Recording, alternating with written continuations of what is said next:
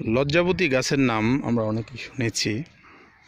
আমরা একটু দেখতে চাই আসলে লজ্জাবতী গাছ কিভাবে লজ্জা পায়। তারপর একটু দেখো তো। এটা আসলে অনেক চিন্তার বিষয় যে সৃষ্টিকর্তা তার কি অপরূপ নিদর্শন মানুষের মাঝে রেখে গেছে তাকে স্মরণ করার জন্য। গাছপালা, পশু পাখি, পরিবেশ অনেক কিছু দেখেই আন্দাজ করা যায় যে আসলে সৃষ্টিকর্তার কি অপরূপ নিদর্শন। এ থেকে আমরা বুঝতে পারি আসলে সৃষ্টিকর্তার প্রতি আমাদের বিশ্বাস অবশ্যই করা উচিত এবং তার গুণগান অল টাইম সব সময়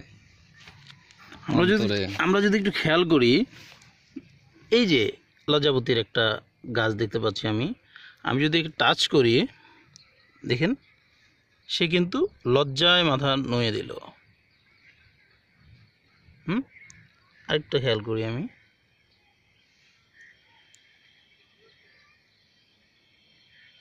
কি আশ্চর্য নিদর্শন, কি আশ্চর্য তার খেলা, সৃষ্টিকর্তার অপরূপ লীলা খেলা।